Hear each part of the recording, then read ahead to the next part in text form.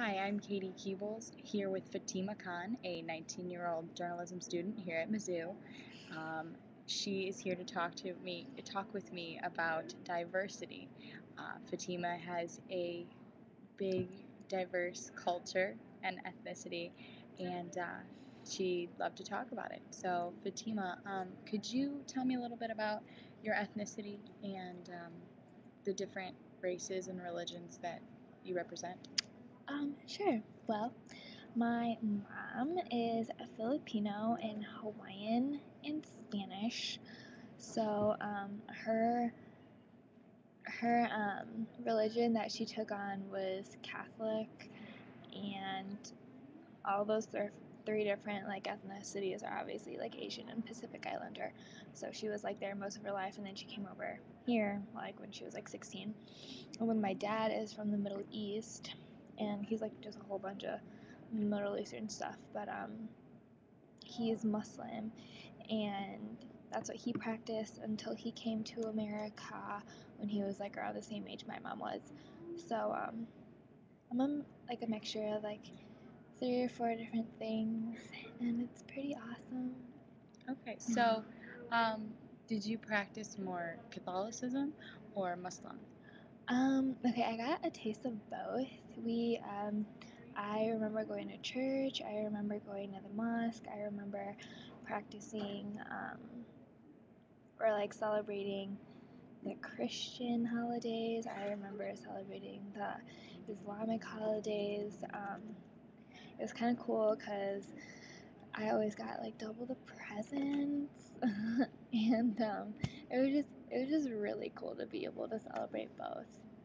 Okay, um, so you would say that having both of these things in your life would have helped your life? Do you think it's Oh yeah. helped you in the way you see the world and the way you see other people?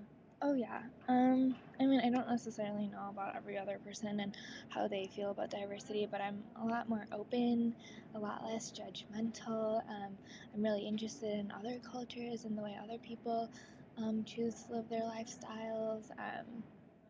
It has been very helpful with like molding me into uh, a less judgmental human being.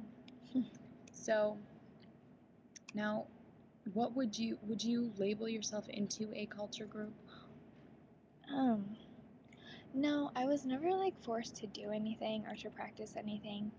Um, I went to the mosque a lot, and I would go to church, like on Sundays and stuff with my mom's side of the family.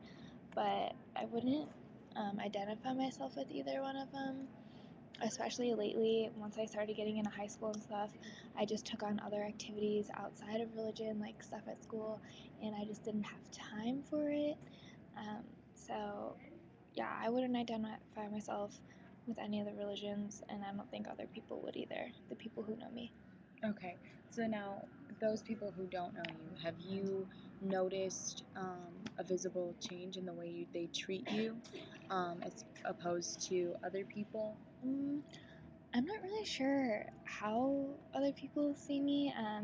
If they choose not to say anything, it's not awkward, or I've never really been treated differently.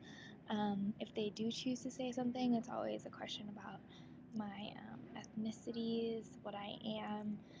It doesn't really go in a depth though to where we talk about religion. So some people are curious, and some people are curious but just don't say anything, which I'm fine with. Okay, now have you ever encountered anyone who has said something, not necessarily about you, but about your culture and maybe a joke? Because I mean, we all know about, Hmm. the September 11th kind of things. And has Right. that really affected you or your family? Um, I mean, when that September 11th thing happened, I was really young, so I mean, we didn't talk about it as much, and I think it's just like where I grew up and like the people that I was surrounded with. No one was um, discriminative towards me. I was just never discriminated against, and that just didn't affect me. I guess. I'm sure it affected a lot of other people who are the same races and ethnicities as me somewhere else in the world, but not where I grew up. Okay. Now, as far as, I mean, obviously, your last name is a predominant last Mhm. name for Middle Eastern people, Mhm. and you also have a different kind of skin tone. Mhm. Do you think, I know in previous times you've talked about how your dad has talked to you about how it may affect your life and Oh. the jobs you get. Do you really think that's going to happen? Not that I'm saying your father's Yeah. wrong. I mean, he has talked about it, and I see where he's coming from and stuff. And when we had this talk, it was like way earlier when I first started working and like applying to places and, you know, checking off the little box where it said like, are you Caucasian or Asian or something like that. He said that might affect me, but recently I've noticed that people want diversity. People are interested in improving their statistics or um, their businesses by involving people with diverse backgrounds. So I don't think my diversity is a bad thing.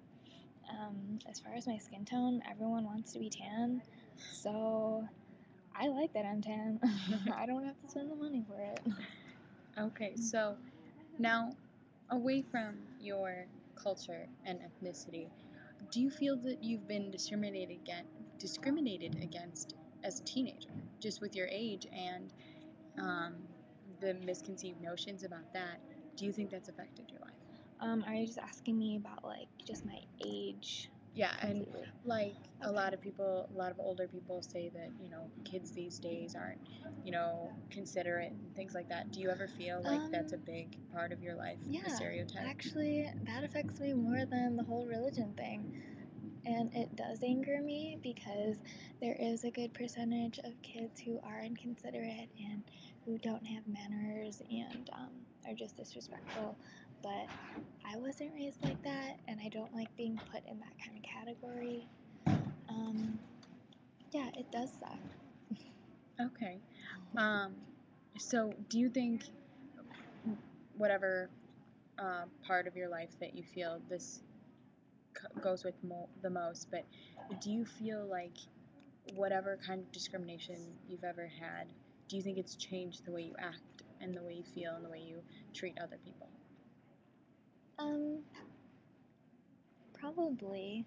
I mean, most of the people that I surround myself with are white people because that's where I grew up.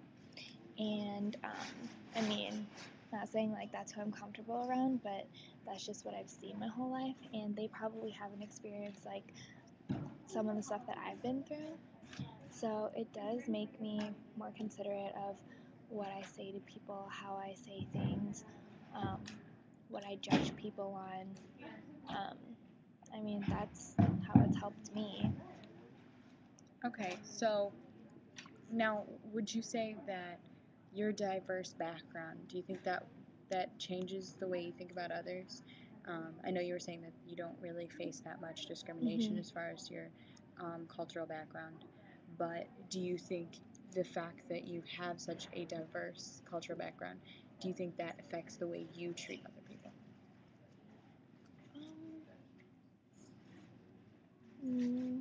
No, I mean, if I were any other race, I would probably treat people the same way that I do, and I just don't judge people, and I don't discriminate against people. Okay.